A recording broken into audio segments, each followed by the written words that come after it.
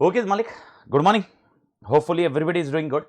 So, we are starting with your professional ethics or code of ethics. This is based on December 2020 module. तो December 2020 module का जो input है या intake है वो अपन use कर रहे हैं और उसी के बेसिस पे अपन काम कर रहे हैं और इंस्टीट्यूट ने सर्टेन नोटिफिकेशन निकाले कि भाई ये पॉइंट ऐसा ऐसा है तो उसको अपन यूज कर रहे हैं. तो when we are discussing about professional ethics, okay, please make sure these lectures I will be uploading on YouTube. तो प्रोफेशनल एथिक्स हो गया, क्वालिटी रिव्यू हो गया, पीयर रिव्यू हो गया, एलओडीआर हो गया. तो इन चार इसमें कहीं पर भी आपको कुछ दिक्कत आती है या प्लस माइनस आप वापस जब रिवीजन करते हो मतलब या आप देखते हो और आपको एक पॉइंट वापस रिपीट देखना है तो ऑल टुगेदर ये लेक्चर यूट्यूब पे अवेलेबल रहेंगे तो आप वहां पर भी देख सकते हैं. मालिक वापस रिपीटेटिव बोल रहा हूँ मैं.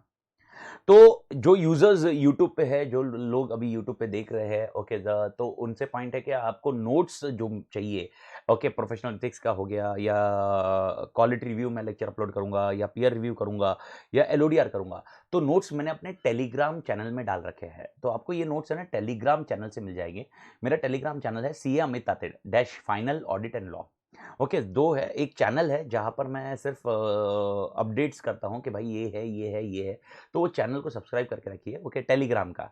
और एक है एक ग्रुप है जिसके अंदर इंटरेक्शन करना है, कुछ करना है, कुछ क्वेरीज है, आप वहाँ पर पूछ सकते हो. तो वो एक CA final Amit Tated for law and audit ऐसे करके है, वो एक ग्रुप है. ओके, एक है channel.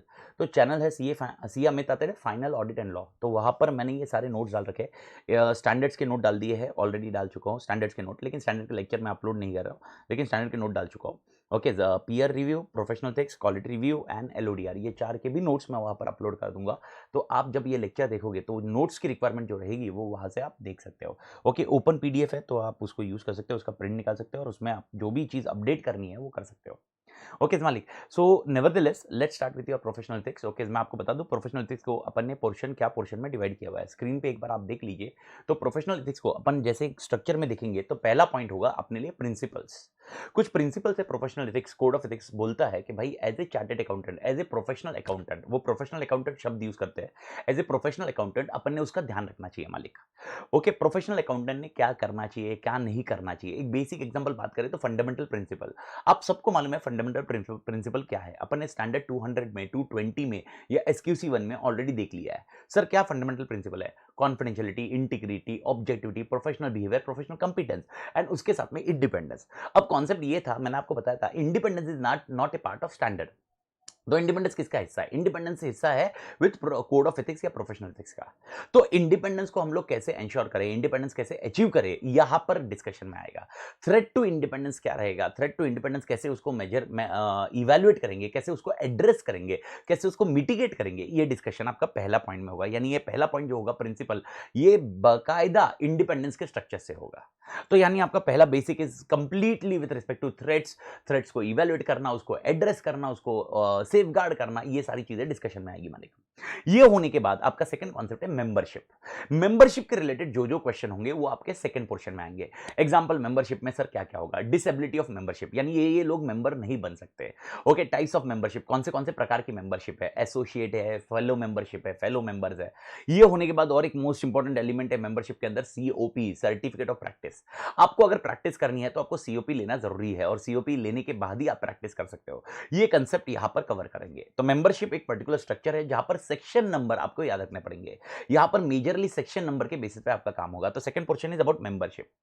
Third is branch office. Branch office stands to be very important. ये मैं मेंबरशिप के पोर्शन में डाल सकता था, लेकिन ये बिकॉज स्टैंड अलोन सेक्शन अपन इसको यूज करेंगे और स्टैंड अलोन पॉइंट्स अपन डिस्कस करेंगे, इसीलिए मैंने उसको अलग से पोर्शन में रखा है. That is branch office.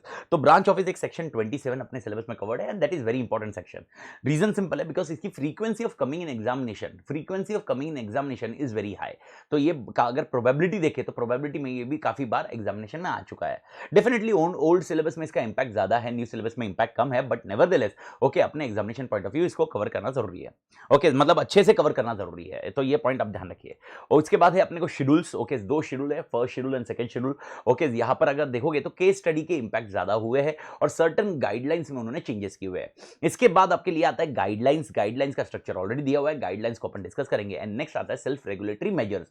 Self regulatory measures आपको डिफाइन किया हुआ है कि भाई आपने खुद ने ध्यान रखना है. Okay, sir what is the difference between self regulatory measures, guidelines and schedules? Schedules मतलब एकदम क्लियर कट आउटकम, आउटकम है भाई ये क्लियर है। गाइडलाइंस आपको बताया जाता है कि आपको शेड्यूल्स फॉलो करते वक्त आपको कुछ दिक्कत आती है, शेड्यूल्स इंप्लीमेंट करते वक्त कुछ दिक्कत आती है, तो हम आपको गाइडलाइंस देते हैं। ओके तो इंस्टीट्यूट क्या बोलती है, आपको हमने शेड्यूल बता दिया, यानी हमने एक्ट बता दिया, हमने बता दिया ऐसा करेगा तो ऐसा होगा, ऐसा करेगा तो ऐसा होगा, ये नहीं करना चाहिए, ये करना चाहिए, हमने शेड्यूल्स में बता दिया, यानी हमने एक्ट में बता दिया। लेकिन कहीं ना कहीं हमें दिक्कत आती है, तो क्लैरिफिकेशन जैसे बोलते हैं ना, वैसे गाइडलाइंस इशू करते हैं, ताकि इसमें अपने को गाइडलाइन, अच्छा ऐसा नहीं करना है तो फिर सर ऐसा किया तो, ऐसा किया तो, ये ऐसा किया तो गाइडलाइंस मदद करेगी आपको। तो आप याद रखिए, शेड्यूल्स को गाइडलाइंस इंप्लीमेंट करने में मदद करता है, यानी शेड्यूल जो आपको दिए हुए उसको इंप्लीमेंट करते वक्त दिक्कत आ रही होगी तो आपको गाइडलाइंस असिस्ट करेगी, and guidelines has been given. तो यानी शेड्यूल्स और गाइडलाइंस अपने को फॉलो करना ही है। अगर इसमें से दोनों में से अगर अपन ने कुछ भी नहीं किया तो हम लोग गिल्टी पाए जाएंगे, गिल्टी पाए जाएंगे, यानी आईसीआई के हिसाब से बॉस दिस इज नॉट ये चलेगा नहीं, ये जमेगा नहीं, इसलिए आप गिल्टी माने जाओगे। और गिल्टी के लिए एक प्रोसीजर है, डिसिप्लिनरी प्रोसीजर है, वो अपने को ध्यान रखना होगा। और लास्ट कॉन्सेप्ट आता है self regulatory measure. Self regulatory measure मतलब क्या होंगे, एक मेजर ऐसे जो चार्टर्ड अकाउंटेंट, जो भी ऑडिटर्स है, जो भी प्रोफेशनल अकाउंटेंट है, उन्होंने ध्यान में रखने चाहिए। ओके सेल्फ रेगुलेटरी मेजर अगर आप फॉलो नहीं करते हो तो इसका मतलब आप गिल्टी पाए जाओगे, ऐसा नहीं है, लेकिन ये कहीं ना कहीं प्रमोट करने के लिए, स्मॉल फर्म्स को मोटिवेट करने के लिए, काम करने के लिए, कंबाइन एफर्ट्स होने के लिए, ओके एज ए सब लोगों का एक साथ में काम अच्छे से होने के लिए ये सेल्फ रेगुलेटरी मेजर्स दिए गए हैं। तो अगर सेल्फ रेगुलेटरी मेजर्स अपन फॉलो नहीं करते सर, तो क्या हम गिल्टी पाए जाएंगे? गिल्टी नहीं पाए जाएंगे।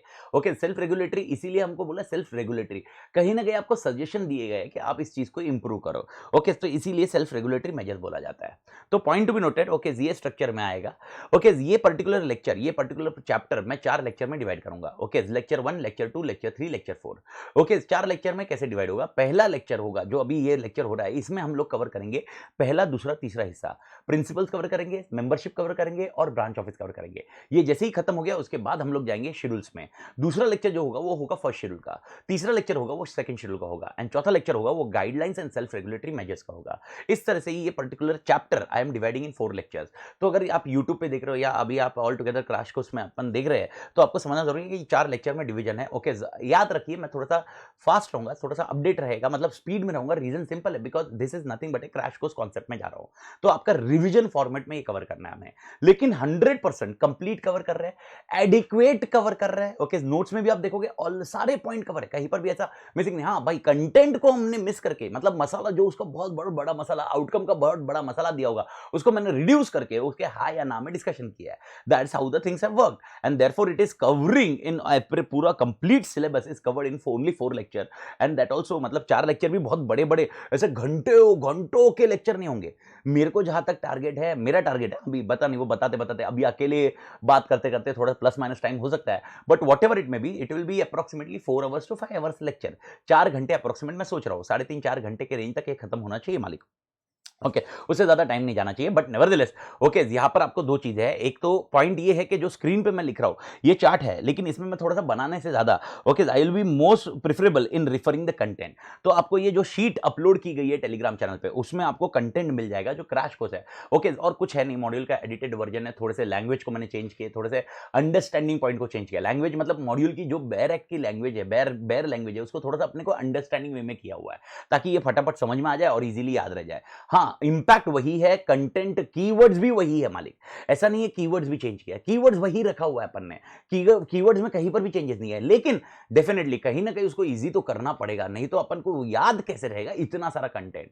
ओके सो इसीलिए इसको थोड़ा सा अपने को लैंग्वेज को पॉइंट एंड अंडरस्टैंडिंग जो इंस्टीट्यूट का पॉइंट है, फिर बेरेट क्या बोलता है उसके पॉइंट को कैसे डिफाइन किया हुआ है, वो स्ट्रक्चर रखा हुआ है मालिक।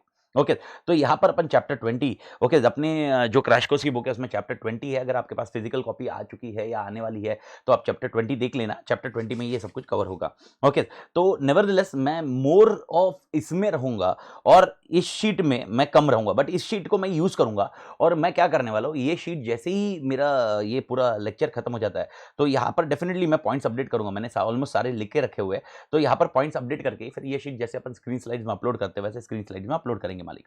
ओके तो nevertheless okay let's start with your first lecture. Okay first lecture of professional ethics. तो सबसे पहला पॉइंट बोला जाता है प्रिंसिपल। सर प्रिंसिपल में हमें क्या पढ़ना है, मैंने बताया ये लेक्चर में प्रिंसिपल, मेंबरशिप और ब्रांच ये 3 चीजें कवर करेंगे मालिक। तो पहले बात करते हैं प्रिंसिपल्स। सर प्रिंसिपल्स में क्या कवर करना है? प्रिंसिपल में 5 चीजें कवर करनी है। पहले फंडामेंटल प्रिंसिपल्स क्या है, दूसरा थ्रेट्स कौन से है, तीसरा इवैल्यूएशन ऑफ थ्रेट्स क्या होगा, चौथा एड्रेसिंग थ्रेट्स क्या होगा, and last point is safeguarding a threats. तो यहां पर सबसे पहले बात करते हैं फंडामेंटल प्रिंसिपल। मेरे ख्याल से फंडामेंटल प्रिंसिपल में किसी को दिक्कत नहीं आनी चाहिए। Fundamental principle is nothing but okay confidentiality, integrity, objectivity, professional behaviour and professional competence and due care. ये आप ऑलरेडी समझ चुके हो। यहां पर कोड ऑफ एथिक्स भी वही फंडामेंटल प्रिंसिपल समझाता है। तो फंडामेंटल प्रिंसिपल में अगर बात करें तो कहीं पर भी आपको एडिशनल कंटेंट का कॉन्सेप्ट नहीं रहेगा। Confidentiality, okay, integrity, okay, objectivity, professional behaviour and professional competence and due care. मालिक मेरे ख्याल से ये क्योंकि छोटा सा पॉइंट था इसलिए मैंने लिख लिया है। मैं वापस बोल रहा हूं, मैं जब लेक्चर ले रहा हूं तो मैं इसमें सारी चीजें लिखूंगा नहीं, ये सब मैं बाद में लिख के बाद में स्क्रीन स्लाइड्स वाला फोल्डर में अपलोड कर लूंगा मालिक। ओके, तो यहां पर आपने सिर्फ अगर आपको नोट करना है आपके एंड पे तो आप इसको नोट कर सकते हो। ओके, उसके अंदर चाहिए आप थोड़े से एफर्ट्स करना चाहते हो because I just want to save the time as जो ऑपरेशनल टाइम है, I am just removing that time. तो मैं क्या करूंगा, अभी जो कॉन्सेप्ट समझाऊंगा मैं नोट्स में रह के आपको समझा दूंगा और पॉइंट्स इधर लिख लूंगा, लेकिन इसको डिटेल वर्जन लिख के बाद में अपलोड कर लूंगा मालिक। तब तक मैं इसको अपलोड नहीं करूंगा मालिक। ओके, तो यूजुअली मैं डेली बेसिस पे ये काम करने वाला हूं, लेकिन लॉजिकली मैं आपको बता रहा हूं कि स्क्रीन जब लेक्चर लेंगे तब अपन थोड़ा सा ध्यान रखना। अगर आपको ऐसा होगा कि नहीं सर मेरे को पॉइंट्स ऐसे लिखने से आदत है, आप जब लिखते हो आप पढ़ाते हो, बिकॉज मेरा फॉर्मेट वैसे ही रहा है। ओके, तो अगर वैसा है तो आप मेरे हिसाब से थोड़ा सा और आपके एंड पे एफर्ट्स कर लीजिए और उस पर आप नोट्स अपडेट कर लीजिए। नोट्स अपडेट करते फटाफट एक हैंड रिटन नोट्स बना लीजिए जो ऑल टुगेदर एक 10-15 पेज में आपका नोट्स खत्म हो जाए। ओके, नेवरदलेस इसकी शीट्स अपलोड होगी, मैं लिख के देने ही वाला हूं, इसमें सारा अपडेट करने वाला हूं। यूजुअली मेरा टारगेट ऐसा होता है कि भाई लेक्चर के पहले ही इसमें अपडेट कर दूं, लेकिन टाइम कंस्ट्रेंट में आपको ये ऑलरेडी पता है कोविड में से ये सिनेरियो कैसे अभी मेरे मतलब बिल्डिंग का माहौल, ओके, ये सारी चीज में से कैसे न कैसे अपन उभर के बाहर आ रहे हैं। तो इसमें अभी हाल फिलहाल मैं ज्यादा एफर्ट्स नहीं कर पा रहा हूं। Okay, I am balancing my day as such. Okay, so nevertheless okay, fundamental principle you are already aware. Fundamental principle अपन के लिए 5 रहेंगे, confidentiality, integrity, objectivity, professional behaviour, professional competence. लेकिन इसके साथ में और एक कोड ऑफ एथिक्स अपने को बताता है, इंडिपेंडेंस को भूलिए मत। इंडिपेंडेंस सबसे इंपॉर्टेंट एलिमेंट है कोई भी प्रोफेशनल अकाउंटेंट के लिए। Every professional accountant should take care about independence. इसीलिए okay they are saying there should be, you need to understand there should be, okay you should when you are discussing about independence you should always focus on threats for independence और threats due to independence. तो सबसे पहले हम लोग अगर देखेंगे तो हम 4 क्वेश्चन इंडिपेंडेंस के रिलेटेड कर रहे हैं। ये तो हो गए फंडामेंटल प्रिंसिपल, हमारे फंडामेंटल प्रिंसिपल समझ गए। ओके, और मैंने ये भी समझा दिया आपको ऑब्जेक्टिविटी और इंडिपेंडेंस में क्या डिफरेंस है, ये मैंने आपको ऐसे 200 में क्लियर कर दिया है। तो आपने वो कॉन्सेप्ट ध्यान रखना है। Okay, objectivity while providing an opinion, independence is during the course of engagement.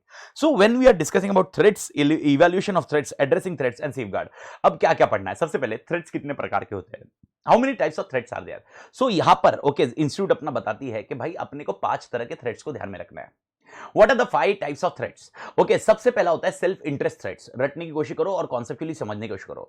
Self interest threat, दूसरा होता है सेल्फ रिव्यू थ्रेट्स, तीसरा होता है एडवोकेसी थ्रेट्स, चौथा होता है familiarity threats and last point आपके लिए आता है that is called intimidation threats. वापस आते हैं, self interest threats, self review threats, advocacy threats, okay, familiarity threats and intimidation threats. Okay, इसको अगर मैं नोट्स में जाता हूं तो नोट्स में किस कंटेक्स्ट में जाता है देख लीजिए।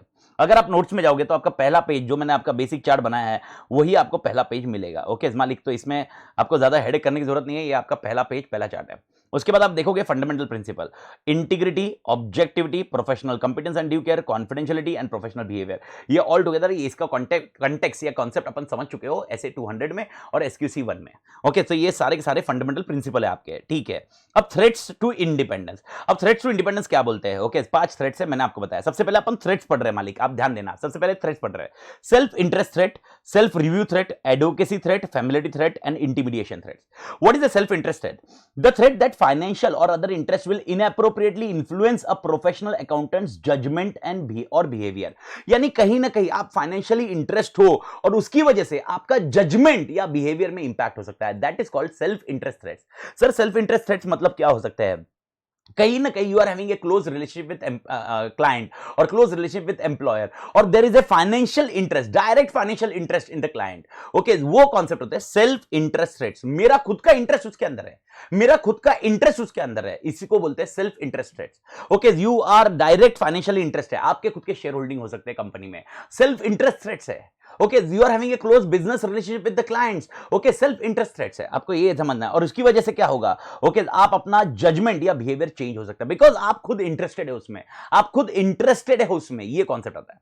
सेकंड आता है सेल्फ रिव्यू थ्रेड्स, नाम से है सेल्फ रिव्यू। सेल्फ रिव्यू, मैंने खुद ने काम किया और उसको मैं रिव्यू कर रहा हूं, मैंने खुद ने काम किया उसको मैं रिव्यू कर रहा हूं, that is called self review threads. मैं क्लाइंट के कंपाइलेशन के काम कर रहा हूं और मैं उसको ऑडिट करूंगा, अरे मालिक मैंने ही पीएनएल बैलेंस शीट बनाई और मैं उसको ऑडिट करूंगा, तो कहीं ना कहीं ओपिनियन इंपैक्ट आएगा ही, and that is called self review threats. The threat that professional accountant will not appropriately evaluate the results of previous judgment made or an activity performed by accountant or by another individual within the accountant's firm or employing organization on which accountant will rely forming a judgment or part of performing an current activity। यानी जब वो activity करेगा, okay, कहीं ना कहीं appropriately वो evaluate नहीं करेगा। Sir why he will not appropriately evaluate? Reason simple है, बिकॉज वो सेल्फ रिव्यू कर रहा है, सेल्फ रिव्यू कर रहा है। और सेल्फ रिव्यू में ये मत समझिए कि मैंने खुद ने रिव्यू किया है, हो सकता है मेरा कोई इंटरेस्टेड पर्सन है उसने रिव्यू किया, ये पॉइंट सेल्फ रिव्यू थ्रेड्स के कंटेक्स्ट में जाते हैं। And when we are discussing self review threats, even one example can be self review threats के लिए लोन फ्रॉम क्लाइंट। अगर मैंने क्लाइंट से लोन लिया हुआ है तो कितना भी कर दो, ओके, सेल्फ रिव्यू करते वक्त कहीं ना कहीं इंपैक्ट आएगा।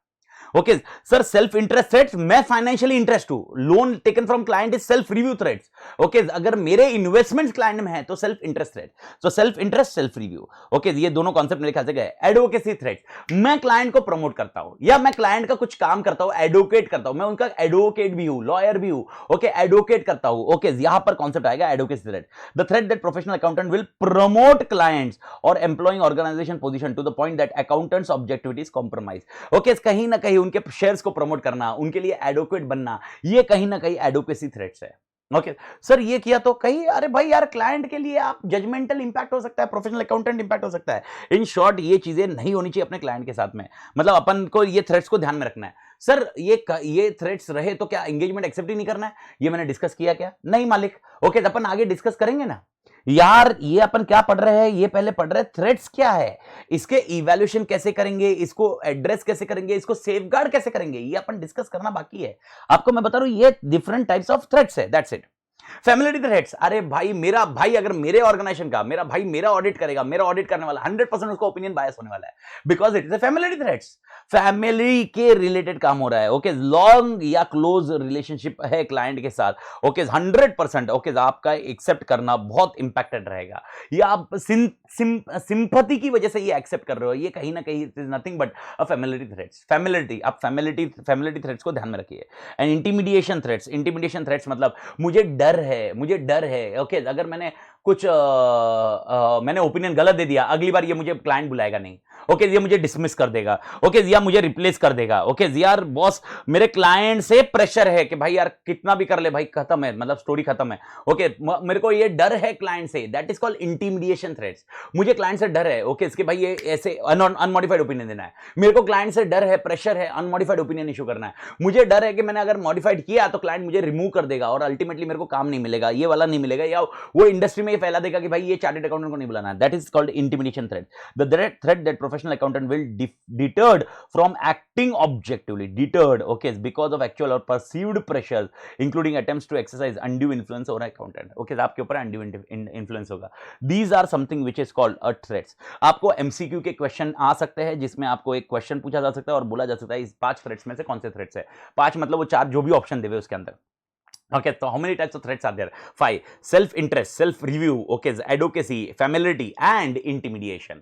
Okay, एकदम क्लियर कट रखना। एडवोकेसी मतलब मैं क्लाइंट को प्रमोट कर रहा हूं या मैं क्लाइंट का एडवोकेट हूं। फैमिलिटी, फैमिली रिलेशनशिप कुछ है। ओके, इंटिमिडिएशन मतलब मेरे को फोर्स किया जा रहा है, इंटिमिडिएशन फोर्स किया जा रहा है। Okay, self review, self interest मतलब मेरा इंटरेस्ट है और मैं करना। सेल्फ रिव्यू मैंने खुद ने किया और उसको रिव्यू करना।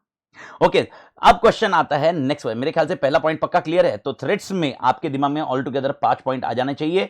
ओके, 5 पॉइंट मेरे ख्याल से 5 पॉइंट क्लियर हो गए। मैं इसको बाद में अपडेट करने वाला हूं, मैंने बता दिया। तो सेल्फ थ्रेट्स कितने प्रकार के कॉन्सेप्ट समझ में आ गया। एमसीक्यू के लिए प्रिपेयर रहना। सर हम इसको इवैल्यूएट कैसे करें? How we evaluate this kind of threats. Evaluate मतलब पता उसका इंपैक्ट कितना होगा, वो कैसा होगा, वो थ्रेट जो मिल रहा है मुझे, आइदर सेल्फ रिव्यू होने दो, सेल्फ इंटरेस्ट होने दो, जो भी हो, उसको इवैल्यूएट करना है। और इवैल्यूएशन करना मतलब क्या करना, ओके पता करना, आइडेंटिफाई करना, एसेस करना, ये कॉन्सेप्ट होता है। तो सर इवैल्यूएशन या इवैल्यूएट करने के दो प्रकार दिए इन्होंने। दो प्रकार कौन से दिए, okay evaluation of threats can focus on two things. पहला आप पता करो ये जो इंगेजमेंट आप ले रहे हो क्या वो एक्सेप्टेबल लेवल पे है क्या, एंड दूसरा आप जो पता करो reasonable and inform third party. Sir इन दो पॉइंट से तो मुझे कुछ समझ में आ नहीं रहा है। ठीक है मालिक, इसलिए तो पॉइंट है, अपन समझा रहे हैं। एक्सेप्टेबल लेवल पे है और reasonable and inform third party मतलब क्या, ओके आपको यह समझना है, ओके क्या अगर आप ये इंगेजमेंट एक्सेप्ट कर रहे हो, क्या आप फंडामेंटल प्रिंसिपल के साथ कंप्लाई कर पाओगे ना, फंडामेंटल प्रिंसिपल के साथ कंप्लाई कर पाओगे या नहीं कर पाओगे, ये आप पता करो। ओके अगर आप फंडामेंटल प्रिंसिपल के साथ कंप्लाई कर पाओगे, अगर आप फंडामेंटल प्रिंसिपल के साथ कंप्लाई कर पाओगे तो कोई दिक्कत नहीं है। अगर फंडामेंटल प्रिंसिपल के साथ कंप्लाई नहीं कर सकते, इसका मतलब ये थ्रेट्स मेजर इंपैक्ट है। तो इवैल्यूएट वैसे करना है। इवैल्यूएट करना मतलब क्या करना है, अब सर क्या करें, ओके एक्सेप्ट करें एंगेजमेंट या क्या करें वो आगे बताऊंगा, पहले इवैल्यूएट तो करो थ्रेट्स क्या है, थ्रेट्स है कि नहीं इवैल्यूएट करो। अगर आपको लग रहा है भाई यार ये एंगेजमेंट एक्सेप्ट किया और मुझे कोई इशू नहीं आ रहा है, मेरे फंडामेंटल प्रिंसिपल कोई प्रॉब्लम नहीं हो रहा है, good enough, okay go head, फिर तो आपको कुछ करने की जरूरत ही नहीं। लेकिन इवैल्यूएट करो क्या इसकी वजह से एक्सेप्टेबल लेवल, यानी क्या ये एक्सेप्टेबल लेवल पे थ्रेट्स है, हो सकते हैं देखो कहीं ना कहीं थोड़े बहुत थ्रेट होते हैं, नहीं होते ऐसा है ही नहीं, ओके बट क्या वो एक्सेप्टेबल लेवल पे है क्या। एक्सेप्टेबल लेवल मतलब क्या, okay whether I can provide my opinion keeping in fundamental principles in mind, I am not impacting confidentiality, integrity, objectivity, professional behaviour, professional competence, खत्म story. And informed, reasonable and informed third party मतलब क्या, okay आप जो conclusion form करोगे इस engagement में, आप जो कंक्लूजन फॉर्म करोगे क्या वो इंपार्शियल मैनर में, जो थर्ड पार्टी करता है इंपार्शियल मैनर में करोगे, जो थर्ड पार्टी जैसे थर्ड पार्टी करता है इंपार्शियल वे में कंक्लूजन फॉर्म करोगे। अगर इंपार्शियल वे में कंक्लूजन फॉर्म कर रहे हो, बात खत्म, no issue. That is how you should evaluate your threats. So how or what is the mechanism of evaluation of threat? The mechanism of evaluation of threats are two things. First, identify whether the engagement, okay, the risk of engagement or the threats of engagement are at acceptable level. What does it mean? Whether I can comply with fundamental principle. And second scenario, okay, is whether the reasonable and informed third party, the way how third party would conclude in an impartial manner, whether I can conclude the engagement in impartial manner. Okay अगर आपको ये दोनों में से कहीं पर भी कुछ कॉम्प्रोमाइज हुआ लगा, okay now we should understand how should we address this threats, ये थ्रेट्स को एड्रेस कैसे करेंगे। तो ये थ्रेट्स को एड्रेस करने के लिए इन्होंने 3 स्टेप बताया। सबसे पहला स्टेप ये लोग बोलते हैं एलिमिनेट द सर्कमस्टेंसेस, वो सर्कमस्टेंस को ही एलिमिनेट कर दो, सर्कमस्टेंस को ही एलिमिनेट कर दो। ओके लेट अंडरस्टैंड, ये आपको कंपनी ऑडिट से थोड़ा सा ज्यादा ये इंपैक्ट इंटेक मिल जाएगा। कंपनी ऑडिट में ओके आप या आपके रिलेटिव शेयर होल्ड नहीं कर सकते। ओके कंपनी ऑडिट में आप या आपके रिलेटिव शेयर होल्ड नहीं कर सकते, मेरे ख्याल से ये सबको मालूम होगा। ओके कंपनी ऑडिट में आप या आपके रिलेटिव शेयर होल्ड नहीं कर सकते, ये मालूम होगा, लेकिन उसमें आपको ये दिया हुआ है, ओके 1 लाख का पॉइंट दिया हुआ है, 1 लाख के ऊपर आपको तो है, आपका तो पॉइंट है, और उसके बाद रिलेटिव के लिए एक 60 डेज का पॉइंट दिया है कि अगर 1 लाख के ऊपर है, 1 लाख के फेस वैल्यू के ऊपर है, ओके रिलेटिव और आप कंबाइन हो गए, उसमें से अगर रिलेटिव का 1 लाख के ऊपर है तो 60 डेज के अंदर उसको करेक्ट कीजिए। This is nothing but eliminate the threats, eliminate the circumstances, वो सर्कमस्टेंस को एलिमिनेट कर दिए, यानी 60 डेज के अंदर रिलेटिव को बोलिए भाई शेयर बेच दो, ओके रिलेटिव को बोलिए शेयर बेच दो, मालिक समझ में आया। एलिमिनेट द सर्कमस्टेंसेस, जो सर्कमस्टेंसेस उसको एलिमिनेट कर दिए। ओके दूसरा एलिमिनेट नहीं कर सकते तो सेफगार्ड्स अप्लाई कीजिए। नाउ अभी आपका क्वेश्चन आएगा सर सेफगार्ड्स क्या होगा। सेफगार्ड्स होगा एग्जांपल अगर सेल्फ इंटरेस्ट थ्रेट्स है, यानी आपको लग रहा है कि भाई यार डायरेक्ट फाइनेंशियल इंटरेस्ट है या क्लोज रिलेशनशिप विद एम्प्लॉयमेंट है, ओके यानी डायरेक्ट फाइनेंशियल इंटरेस्ट एग्जांपल उन्होंने बोला सर्टेन अमाउंट ऑफ शेयर्स हो सकते हैं, सर्टेन अमाउंट ऑफ शेयर्स हो सकते हैं, लिमिट दी हुई है, ओके लेकिन आपका सेल्फ इंटरेस्ट हो सकता है, इसीलिए एक काम करिए दूसरा कोई क्वालिफाइड पर्सन उस पर लगाइए, वो काम पे कोई क्वालिफाइड पर्सन लगाइए, आर्टिकल मत भेजिए। तो this is something which is called applying safeguards. मैंने अप्लाइंग सेफगार्ड्स का एक ही एग्जांपल दिया है, ओके नीचे वाले इसमें मैं एग्जांपल और कवर करता हूं, लेकिन आपको कॉन्सेप्ट समझाने के लिए, यानी एग्जांपल ओके कॉन्सेप्चुअली समझने की कोशिश करो। ओके सबसे पहला एलिमिनेट कीजिए, अगर लिमिट के ऊपर है ओके छोड़ दिए, 1 लाख 5 लाख 1 लाख, अगर आपको मालूम होगा तो कंपनी ऑडिट, नहीं मालूम होगा तो कंपनी ऑडिट का लेक्चर देख लेना, तब मालूम पड़ जाएगा। तो भाई 1 लाख तक रह सकते हैं, 1 लाख के ऊपर रहा ओके तो भाई प्रॉब्लम है, वो भी रिलेटिव का कंटेक्स्ट आपको डिफाइन किया हुआ है कि भाई 60 डेज के अंदर करेक्ट करिए। तो आपके पास तो होना ही नहीं चाहिए, बस वो कॉन्सेप्ट आप ध्यान रखिए। लेकिन अगर आपके रिलेटिव के पास 1 लाख तक है भाई ओके प्रॉब्लमेटिक इशू आ सकता है आपका। अभी क्या होगा, रिलेटिव के पास है तो कहीं ना कहीं इंपैक्ट आएगा, इसीलिए एक काम करिए, सेल्फ रिव्यू है, सेल्फ इंटरेस्ट है ना मेरा, तो कहीं ना कहीं इस पे क्वालिफाइड पर्सन लगाइए, क्वालिफाइड पर्सन लगाइए, ओके टाइम ज्यादा दीजिए इसको, ओके ऑडिट करते वक्त, ये मैंने आपको स्टैंडर्ड में समझाया है, nature timing and resources okay आपको डिफाइन करना होगा। तो ये आपको सेफगार्ड्स हो गए। और अगर आपको लग रहा है कि भाई नहीं हो सकता, कुछ नहीं हो सकता, डिक्लाइन कीजिए एंगेजमेंट। बस एड्रेस कैसे करोगे थ्रेट्स को, ये समझ करो। तीन चीजें होगी, या तो सर्कमस्टेंस को एलिमिनेट करो, या सेफगार्ड लगाओ, और अगर एलिमिनेट और सेफगार्ड लगाने के बाद भी आपका थ्रेट इंपैक्टेड है, डोंट एक्सेप्ट द एंगेजमेंट, काम खत्म।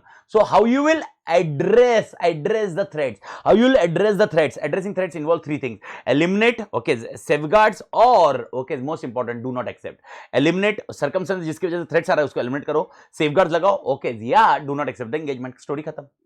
एंड अगर सेफगार्ड्स की बात करें तो वो क्या बता रहे हैं, वो डेफिनेशन बता रहे हैं, सेफगार्ड्स आर एक्शंस इंडिविजुअली और in combination that an accountant takes effectively to reduce threat to an acceptable level. Threat को एक्सेप्टेबल लेवल लाना is nothing but okay safeguards का पॉइंट। तो सर इसके ऊपर कोई एग्जांपल दे सकते हैं? जैसे ओके थ्रेट्स के ऊपर मैं आपको एग्जांपल दे सकता हूं। थ्रेट्स के ऊपर अभी यहां पर देखिए, थ्रेट्स आप समझ चुके हो, इवैल्यूएशन ऑफ थ्रेट्स दो इस पे है, acceptable level and third party. Addressing threats में आपको मैंने 3 पॉइंट बता दिए, 3 पॉइंट आपको ध्यान रखने हैं। और सेफगार्ड्स में मैं सर्टेन एग्जांपल दे रहा हूं, एग्जांपल यहां पर लिख रहा हूं, एग्जांपल को देख लीजिए मालिक। ओके एग्जांपल, सबसे पहला, अगर आपको लगता है सेल्फ इंटरेस्ट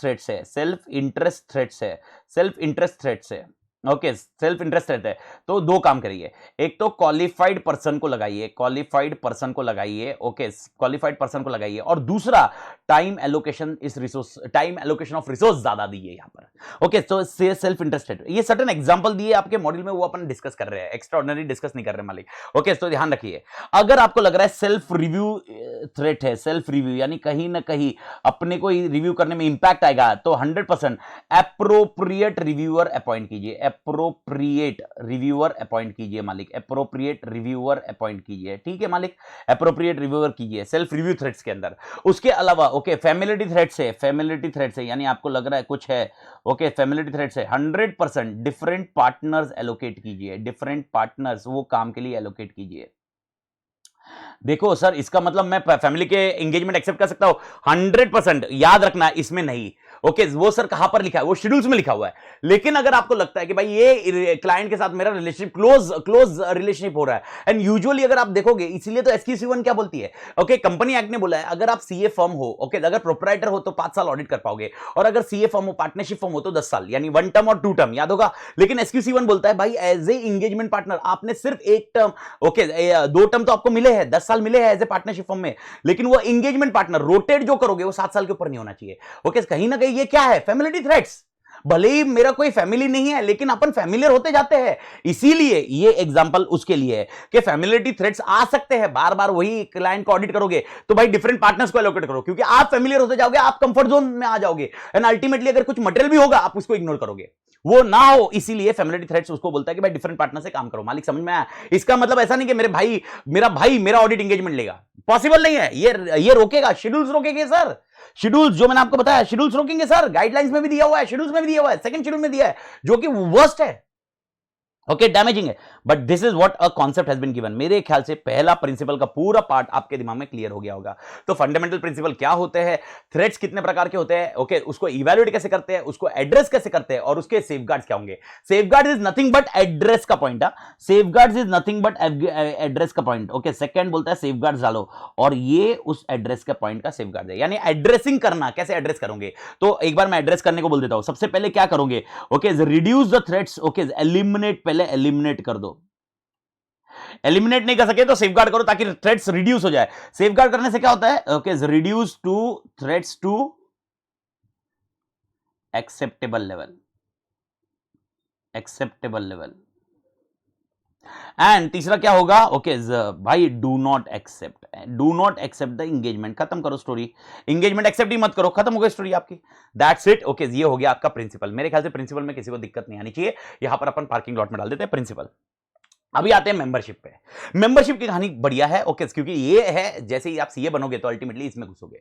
तो मेंबरशिप, ओके तो मेंबरशिप में अपने पास कितने क्वेश्चन है, ओके मेंबरशिप के डायरेक्ट क्वेश्चन 5 है, और एक क्वेश्चन सीओपी के रिलेटेड है, सर्टिफिकेट ऑफ प्रैक्टिस। और सर्टिफिकेट ऑफ प्रैक्टिस में 3 अलग अलग क्वेश्चन है, ओके यानी ऑल टुगेदर अभी जो क्वेश्चन नंबर दिखने हैं, तो हमें टोटल 8 क्वेश्चन दिखने हैं मेंबरशिप में।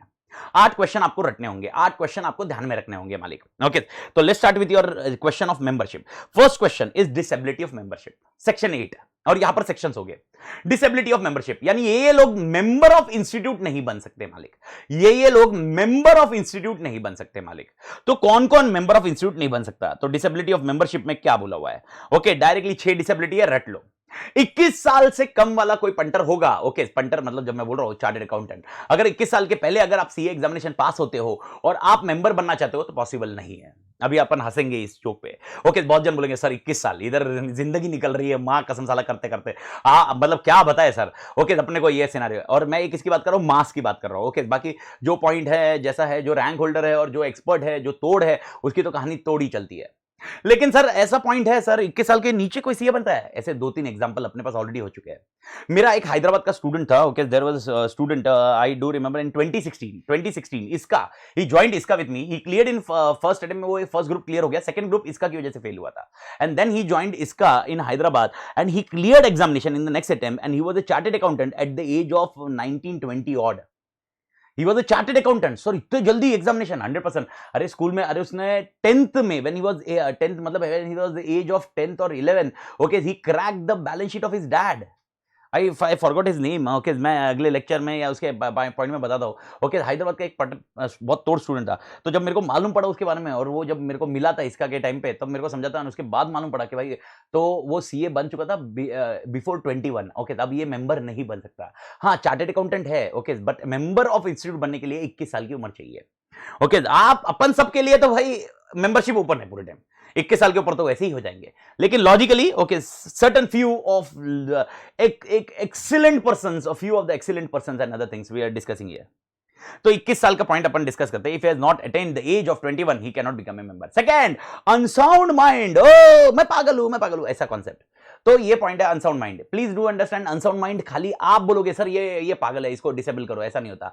कोर्ट ने बोलना चाहिए कि ये अनसाउंड माइंड का है। That is your second point. Third, okay, undischarged insolvent, okay, यानी इंसॉल्वेंट हो चुका है। अब इंसॉल्वेंट हो चुका है तो मेंबरशिप में मत रहिए, बिकॉज इसकी वजह से डिसरिप्यूट आने वाला है। बिकॉज अगर खुद के फाइनेंशियल चीजें संभाल नहीं सकता, क्लाइंट की फाइनेंशियल चीजें क्या संभालेगा?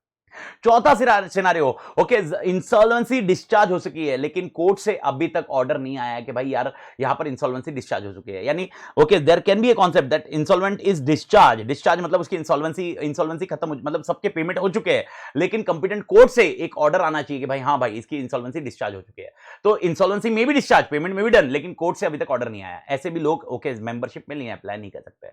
ओके, अगर कोई कोर्ट ने विद इन इंडिया और आउटसाइड इंडिया अगर मोरल टर्प्यूट के लिए आपको इंप्रिजनमेंट या ट्रांसपोर्टेशन दिया है, ओके, आप डिसेबल ऑफ मेंबरशिप नहीं मिल सकती, आपको मेंबर नहीं बन सकते। ओके, कोई भी कोर्ट ने, कंपिटेंट कोर्ट ने, ओके, अगर आपको विद इन इंडिया और आउटसाइड इंडिया अगर आपको मोरल टर्प्यूट के लिए या तो इंप्रिजनमेंट या ट्रांसपोर्टेशन, ओके, व्हेन आई से ट्रांसपोर्टेशन मतलब क्या सर? टडी पार का दिया हुआ है, तो आप अल्टीमेटली इस केस में ओके मेंबर्स नहीं बन सकते मालिक। मेरे ख्याल से मालिक क्लियर है?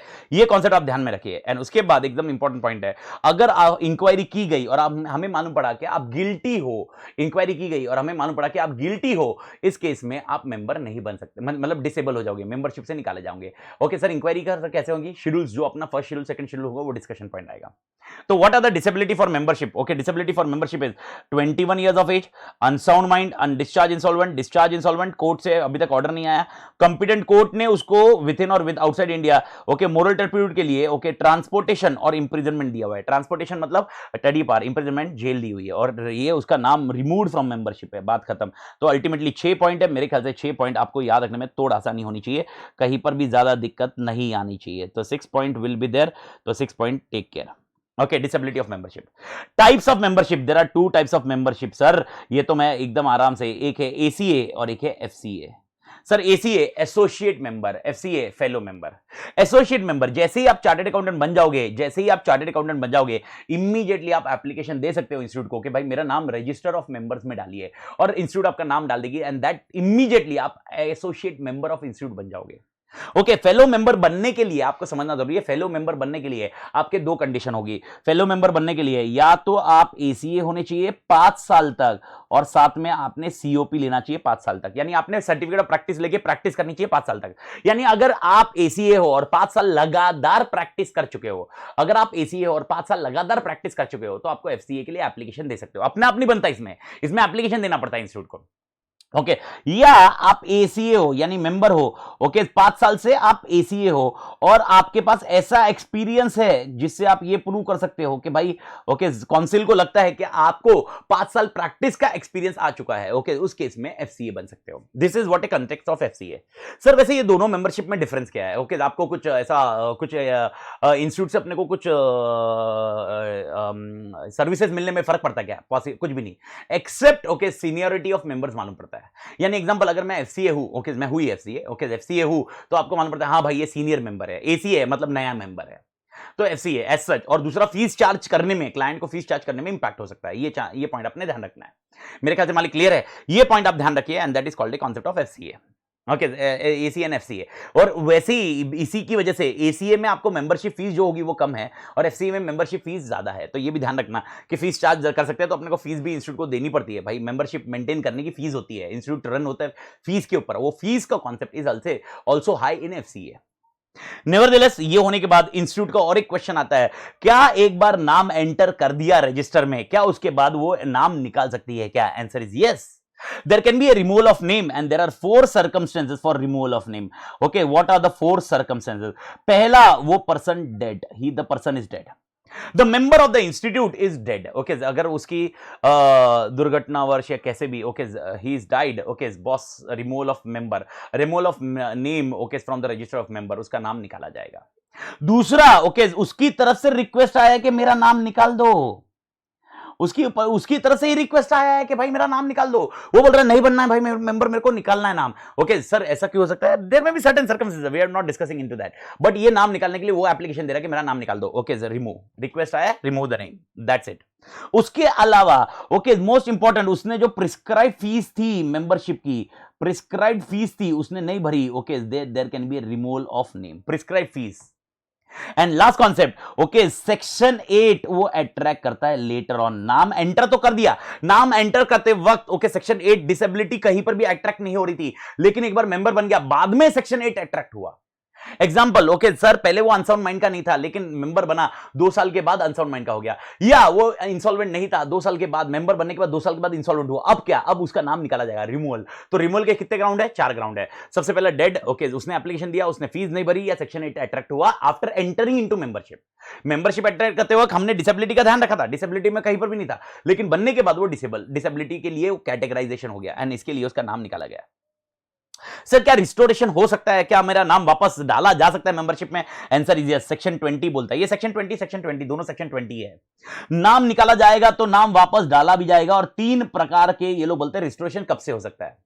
अगर उसी ईयर में करते हो, सेम ईयर में आप एप्लीकेशन करते हो, सेम ईयर में आप एप्लीकेशन करते हो, सेम ईयर जिस ईयर में आपका नाम निकाला गया है, सेम ईयर में अगर आप एप्लीकेशन करते हो, वापस में बोलो क्या समझ करो, अगर जिस ईयर में आपका नाम निकाला गया है और सेम ईयर में आपने एप्लीकेशन किया है, सेम ईयर में, तो आपका नाम ओके मेंबरशिप में रजिस्टर में डाला जाएगा। ओके जिस दिन से आपको निकाला गया, date of removal will be वापस रिस्टोरेशन डेट।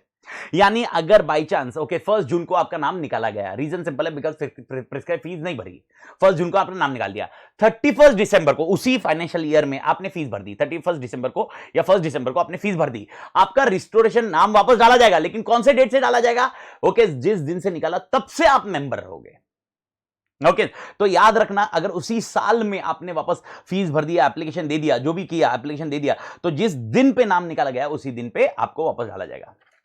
दूसरा, अगर आपको निकालने का कारण कोई बोर्ड ऑफ डिसिप्लिन था, बोर्ड होगा या डिसिप्लिनरी डायरेक्टरेट होगा या कोई हाई कोर्ट होगा जिसकी वजह से आप निकले हो, ओके आपका रिस्टोरेशन जब तक नहीं हो सकता जब तक इनके ऑर्डर वैलिड है, एग्जांपल इन्होंने बोला 2 साल तक तुम मेंबर नहीं बन सकता, खत्म स्टोरी, 2 साल तक आप रिस्टोरेशन नहीं कर सकते।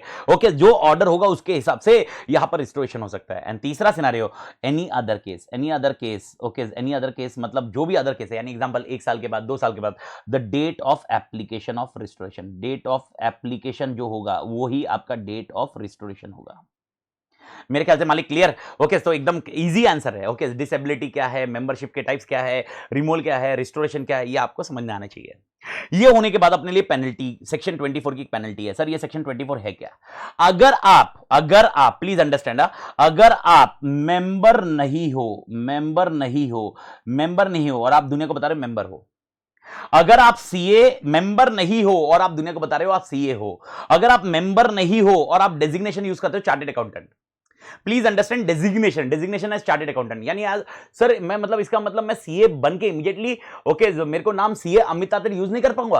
प्लीज अंडरस्टैंड, सीए ना अमित तातेड़ यूज कर सकते हो, सीए अमित तातेड़ और उसके नीचे चार्टेड अकाउंटेंट्स लिखना, डेजिग्नेशन हमेशा नीचे रहता है।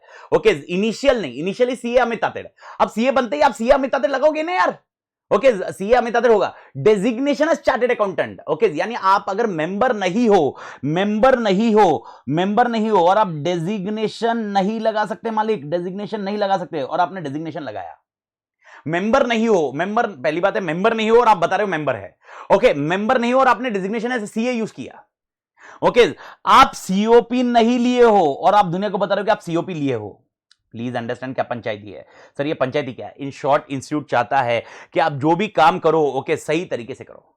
अगर मेंबर आपको बताना है कि सबको मैं मेंबर ऑफ आईसीए हूं, मेंबर ऑफ आईसीए हूं, सर इससे क्या होगा? मैंने आपको क्या बताया, आपको एंगेजमेंट मिलेंगे, आपको फीस व स्ट्रक्चर एंड अदर थिंग्स होगा। तो आप member,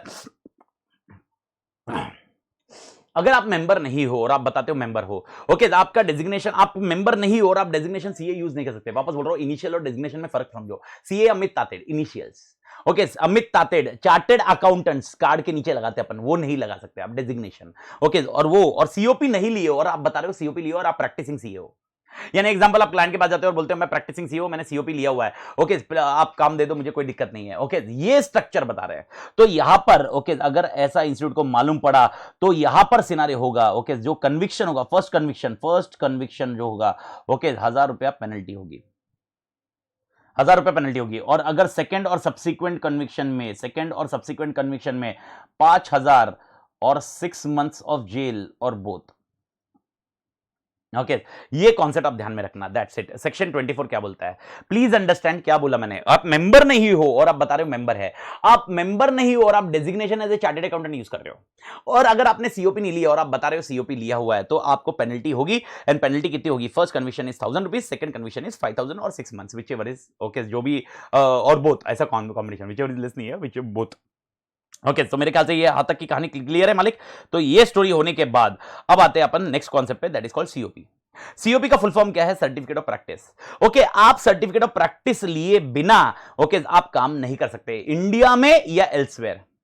okay, no member is entitled to practice, no member is entitled to practice unless he has obtained COP from ICA. Okay, तो आपको okay by no member is entitled to practice, no member is entitled to practice, okay जब तक आप COP नहीं लोगे। Okay sir, COP लेना तो क्या काम आसान है? 100% आसान है, लेकिन एनुअल फीस आपको भरनी होगी। तो सर इसमें 2 तरह की फीस होगी, आंसर इज यस। एक फीस है मेंबरशिप फीस और एक है सीओपी की फीस, दोनों फीस अलग अलग है। मेंबरशिप आपको फीस भरनी पड़ेगी और सीओपी की फीस भरनी होगी। सीओपी मतलब इंस्टीट्यूट आपको एक अथॉरिटी देती है कि आप प्रैक्टिस कर सकते हो। ओके, हम अथॉरिटी देते हैं बिकॉज आप मेंबर हुए, मतलब आपने एग्जामिनेशन पास की है, लेकिन आप प्रैक्टिस नहीं कर सकते। प्रैक्टिस करना है तो आपको सीओपी के लिए एप्लीकेशन देना पड़ेगा, फीस देनी पड़ेगी और उसके बाद आप प्रैक्टिस कर सकते हो। एंड अल्टीमेटली ओके यहां पर आपको समझना होगा, सीओपी इंस्टीट्यूट को अगर लगा सीओपी कैंसिल करना है तो वो कैंसिल कर सकती है। कैंसिलेशन के ग्राउंड रेगुलेशन में दिए हुए, वो आपको ध्यान देना है। तो सबसे पहले ओके सीओपी के बिना प्रैक्टिस करना नामुमकिन है, ये लॉजिक दिमाग में रखिए। नामुमकिन मतलब करना नहीं चाहिए, नहीं करना चाहिए आपने। आप करते हो तो गिल्टी ऑफ प्रोफेशनल मिसकंडक्ट होगा, बिकॉज आप सेक्शन 6 को कंप्लाई नहीं करते। तो ओके ये याद रखिए, प्रैक्टिस करने के लिए आपको सीओपी चाहिए। कैंसिलेशन ऑफ सीओपी, सर मैंने अगर सीओपी ले लिया है, ओके क्या मेरा सीओपी कैंसिल कर सकती है institute? Answer is yes. Sir कितने ग्राउंड है? 4 ग्राउंड आपको ध्यान रखने हैं। सर 4 ग्राउंड क्या है? सबसे पहला ओके मेरा रजिस्टर से नाम निकाला गया है, रजिस्टर से नाम निकाला गया है। सर एग्जांपल ओके भाई मेरा रजिस्टर से नाम क्यों निकाला गया होगा? ओके आपको ऑलरेडी पता है रजिस्टर से नाम निकालने के कारण, रिमूवल के कारण। अगर ये 4 कारण से मेरा रजिस्टर से नाम निकाला गया है, यानी डेड हो गया, रिक्वेस्ट मैंने डाल दी है, प्रिस्क्राइब फीस नहीं भरी है, सेक्शन 8 की डिसेबिलिटी अट्रैक्ट हुई है, इसकी वजह से रजिस्टर से नाम निकाला गया है, तो भाई यहां पर मेरा कैंसलेशन हो जाएगा, यानी सीओपी भी कैंसिल हो जाएगा। ये ध्यान में रखिए, यानी सीओपी के लिए आपको मेंबर होना जरूरी है, यानी member only can apply to COP. After becoming a chartered accountant you can not directly apply for COP. First you need to apply for membership and after membership you need to apply for COP. Second scenario okay आपने जब यहां पर application दिया था, COP का application जब दिया था मालिक, when you given COP application, when you given COP application okay you have given incorrect information, false information आपने इंस्टीट्यूट को दी थी। जो भी सीओपी एप्लीकेशन देते वक्त आपको जो इंफॉर्मेशन सबमिट करनी थी, आपने इनकरेक्ट इंफॉर्मेशन दी है, आपने फॉल्स इंफॉर्मेशन दी है। ओके वो मिस्टेक से हो, इनएडवर्टेंस से हो, मिसलीडिंग हो, डजंट मैटर। आप ऐसा नहीं बोल सकते सर अरे यार मेरे से गलती से हो गया, ओके इनएडवर्टेंटली हो गया, नहीं हो गया। हाँ बट डेफिनेटली आपको अपॉर्चुनिटी ऑफ बीइंग हर्ट दिया जाएगा, मतलब डायरेक्टली वो नाम नहीं निकालेंगे, आपको अपॉर्चुनिटी ऑफ बीइंग हर्ट दिया जाएगा। और अगर काउंसिल सेटिस्फाई नहीं हुई तो आपका नाम निकाला जाएगा सीओपी से। तो आप याद रखो आपकी सीओपी कैंसिल कब हो सकती है? जब आपने सीओपी एप्लीकेशन देते वक्त आपने कुछ इंफॉर्मेशन जो आईसीआई को या काउंसिल को दी वो इनकरेक्ट थी, फॉल्स थी, इनएडवर्टेंटली जो या मिस्टेकनली जो भी हो, वो सारी चीजें होगी, लेकिन अपॉर्चुनिटी ऑफ बीइंग हर्ट होगा सेकंड पॉइंट में। फर्स्ट पॉइंट में अपॉर्चुनिटी ऑफ बीइंग हर्ट की जरूरत ही नहीं है।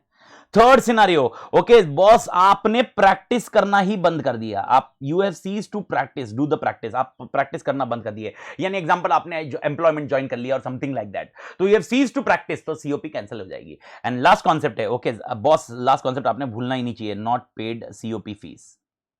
अगर फीस नहीं भरी तो इंस्टीट्यूट आपका ओके सीओपी कैंसिल कर सकती है। भारत माता की जय। मेरे ख्याल से मालिक क्लियर है, तो यहां तक की स्टोरी मेरे ख्याल से सबको क्लियर होगी। तो कैंसलेशन ओके कैंसलेशन का कारण, कैंसलेशन का स्ट्रक्चर सबको समझ में आ गया मालिक। ओके अगर ये सबको समझ में आ गया है तो यहां तक की स्टोरी सीओपी की खत्म करते हैं। ओके तो सीओपी का आपने पहला क्वेश्चन देखा डिसेबिलिटी, दूसरा देखा टाइप्स, तीसरा देखा रिमूवल, चौथा देखा रिस्टोरेशन करना है, उसके बाद पेनल्टी देखी फॉर सम कुछ चीजें। तो भाई मेंबर नहीं हो, मेंबर बता रहा हूं, डेजिग्नेशन नहीं यूज कर सकता अगर मेंबर नहीं हो, तो सीओपी नहीं है और मैं बता रहा हूं सीओपी है। ओके ये कंसेप्ट अगर चलते रहा तो आपका नाम निकाला जाएगा और पेनल्टी होगी सेक्शन 24 की। उसके बाद हमने सीओपी की बात की। अब और एक कॉन्सेप्ट यहां पर आपको सिलेबस में दिया गया है और ये सबसे इंपॉर्टेंट कॉन्सेप्ट है, और अगर देखा जाए तो यहां पर अब दोनों कॉन्सेप्ट जो बचे हुए हैं ओके नेक्स्ट 15 मिनट का कॉन्सेप्ट है, 15 से 20 मिनट का कॉन्सेप्ट है। अब दोनों कॉन्सेप्ट अच्छे से ध्यान में दीजिए वाले। Okay member deemed to be in practice, Who are the member deemed to be in practice? Okay, when I say member deemed to be in practice, इसका मतलब इंस्टीट्यूट मानती है सेक्शन 2 के हिसाब से इंस्टीट्यूट मानती है कि ये हम 4 पॉइंट्स रख रहे हैं, अगर आप ये 4 में से कोई भी काम कर रहे हो हम मानेंगे कि you are member in deemed to be in practice except you are not in a service. यानी अगर आप एम्प्लॉयमेंट में ये 4 चीजें कर रहे हो तो हमें कोई फर्क नहीं है, लेकिन आप एम्प्लॉयमेंट में नहीं हो, और आप फीस ले रहे हो और फीस के अगेंस्ट ये 4 सर्विसेज दे रहे हो, इसका मतलब हम मानेंगे कि आप member deemed to be in practice है। And when I say member deemed to be in practice इसका मतलब ओके हम मान रहे हैं you are in practice. Sir ये क्यों माना जाता है? रीजन सिंपल है, क्योंकि अगर आपको प्रैक्टिस कर रहा है तो आपको सीओपी चाहिए, लेकिन ऐसा हो सकता है आप सीए बन जाते हो, मेंबर्स बनते हो, और मेंबर बनने के बाद आप है ना ओके सर्विसेज लेते हो, और सर्विसेज लेते हो बिना सीओपी के, एंड अल्टीमेटली आप बोलते हो मैं प्रैक्टिस में नहीं हूं। ओके लेकिन यहां पर member deem to win practice बताएगा, अगर ये डेफिनेशन में आप फॉल होते हो तो आप member deem to win practice माने जाओगे। सर इसका इंपैक्ट क्या होगा? इसका इंपैक्ट तो पहला होगा कि बिना सीओपी के आपने काम किया। दूसरा इंपैक्ट प्रोफेशनल मिसकंडक्ट जो आप मानेंगे या मिसकंडक्ट मानेंगे, जो शेड्यूल्स की बात कर रहा था मैं, अगर आप देखोगे शेड्यूल्स 2 शेड्यूल्स है, फर्स्ट शेड्यूल सेकंड शेड्यूल, अगर आप देखोगे ओके ये शेड्यूल में जितने भी क्लॉजेज होंगे, क्लॉजेज हमें पढ़ने होंगे, देखेंगे हम लोग। ओके ये क्लॉजेज होंगे, maximum clauses are applicable for CA in practice. अगर कोई सीए इन सर्विस है उसको ज्यादा क्लॉजेज एप्लीकेबल नहीं है, जनरली ज्यादा क्लॉजेज एप्लीकेबल नहीं है, लेकिन जो सीए इन प्रैक्टिस है उसके लिए जो क्लॉजेज है बहुत भयंकर है, बहुत ज्यादा है। ओके बहुत ज्यादा मतलब approximately 22 clauses are more, 12 clauses of first schedule of first part and 10 clauses of second schedule first part. Okay यहां पर इतने क्लॉजेज ज्यादा है। अगर सीए इन प्रैक्टिस है तो आप इमेजिन कर सकते हो, तो सीए इन प्रैक्टिस है तो इतने क्लॉजेज रहेंगे, तो अगर कोई क्लॉज अट्रैक्ट नहीं करना है मेरे को, तो मैं बोलूंगा मैं सीओपी लिया ही नहीं और मैं प्रैक्टिसिंग सीए नहीं हूं। ओके तो इस इंस्टीट्यूट बोलती है भाई हमने एक डेफिनेशन दिया है member deem to be in practice, अगर तू ये 4 काम किया तो हमारे लिए deem to be in practice होगा, यानी तू सीए प्रैक्टिस में ही माना जाएगा और हम तुझे गिल्टी मानना या नहीं मानना वो डिसाइड करेंगे। तो sir deem to in practice में ये लोग क्या बोलते हैं, 4 चीजें। ओके, अगर तूने अकाउंटेंसी का काम लिया, अगर तूने ऑडिटिंग का काम लिया, अपने अगर स्टैंडर्ड 620 याद होगा तो उसमें मैंने क्लियर बताया, you are an expert, okay, you are an expert, okay, in accounting and auditing, not in any other area. Okay, तो point to be noted. Okay, यार अकाउंटिंग और ऑडिटिंग का कोई भी काम लेने दो आप, ओके, प्रैक्टिस ऑफ अकाउंटेंसी करो या auditing verification books of accounts को वेरीफाई करो, जो करना है, वाउचिंग करना है, जो भी करना है, ओके, ऑडिटिंग कर रहे हो, ओके भाई, हम डीम टू विन प्रैक्टिस मानेंगे। तीसरा सिनेरियो, अगर आपने प्रोफेशनल सर्विसेज ली है, sir professional services with financial facts, okay, financial facts हो, प्रोफेशनल सर्विसेज ली हुई है, प्रोफेशनल सर्विसेज ली हुई है, आप प्रोफेशनल सर्विसेज मतलब दे रहे हो, आप प्रोफेशनल सर्विसेज दे रहे हो, sir professional services, okay, certification करना, सर्टिफाई करना, प्रेजेंटेशन करना, फाइनेंशियल फैक्ट है उसको प्रेजेंट करना, उसको सर्टिफाई करना, हाँ भाई मैं सर्टिफाई करता हूं कि ये फाइनेंशियल फैक्ट सही है कि नहीं है। ओके, आप प्रोफेशनल सर्विसेज इस तरह की दे रहे हो, या अदर सर्विसेज जिसको इन्होंने नाम दिया है management consultancy services, MCS, management consultancy services, अगर ये आप सर्विसेज दे रहे हो तो इसको हम डीम टू विन प्रैक्टिस मानेंगे। Please make a note of it. What is the concept of deem to win practice? Deem to win practice मतलब क्या? ओके, हम मानेंगे, इंस्टीट्यूट बोलती है हम मानेंगे, अगर आप ये 4 सर्विसेज देते हो हम मानेंगे कि आप प्रैक्टिसिंग सीईओ। ओके, आपने सीओपी लिया है नहीं लिया है हम उसको बाद में डिस्कस करेंगे, लेकिन आपने ये सर्विस दी है और हमें जब गिल्टी या नॉन गिल्टी पाना है, डिस्कस करना है, तो उस टाइम पे हमें डीम टू विन प्रैक्टिस का कॉन्सेप्ट समझना है कि ये अगर टैली हो रहा है तो इसका मतलब आप प्रैक्टिसिंग सीए रहोगे। तो 4 सर्विसेज कौन सी? अगर अकाउंटेंसी है, ऑडिटिंग है, ओके, प्रोफेशनल सर्विसेज है, मैनेजमेंट कंसल्टेंट सर्विसेज है, अदर सर्विसेज बोला हुआ है और उसको मैनेजमेंट कंसल्टेंट सर्विसेज है, और इसके अंदर आप देखोगे तो 28-30 सर्विसेज आपको इंक्लूड की गई है। बहुत सारे नाम है, आपको इतने सारे नाम याद रखने की जरूरत नहीं है, सर्टेन नाम मैं आपको बताऊंगा वो आप देख लीजिए। तो एक बार नोट्स की तरफ आ जाइए मालिक, नोट्स की तरफ आप आओगे तो नोट्स की तरफ आपको समझ में आ जाएगा। ओके, नोट्स की तरफ क्या समझ में आएगा मालिक? नोट्स की तरफ आप देखोगे तो आपको समझ में आ जाएगा। ओके, देखिए, okay, we have completed disability, we have completed types of member, we have completed removal of name, okay, we have completed restoration of members, okay, and now we are focusing on penalty for falsely claiming, ये भी अपन ने discuss कर दिया। okay, significance of COP we have discussed, cancellation of COP we have discussed। okay, member deemed to be in practice, engage himself in practice of accountancy, offers to perform or perform services involved in auditing, मैंने ये word याद रखने के लिए रखा हुआ है, और verification of financial transaction books or accounts and records, or the presentation verification of certification of financial accounting and related statements, or hold himself out to be a public as an accountant, or render professional services or assistance in about matter of principle or detail relating to accounting procedure or recording, presentation or certification of financial facts or data, and render such other services as in opinion council as may be rendered by chartered accountant in practices, and other services में मतलब management consultancy services. और अगर आप ये notes पे देखोगे तो ये डेफिनेशन है, ये definition member deem to be in practice है। ओके, अगर देखोगे तो इसमें 28 सर्विसेज दी है। ओके, अगर फटाफट इसको आप रीड करोगे तो फटाफट आपको समझ में आ जाएगा ये सारे चार्टेड अकाउंटेंट की सर्विसेज है, यानी आपके दिमाग में आने के लिए।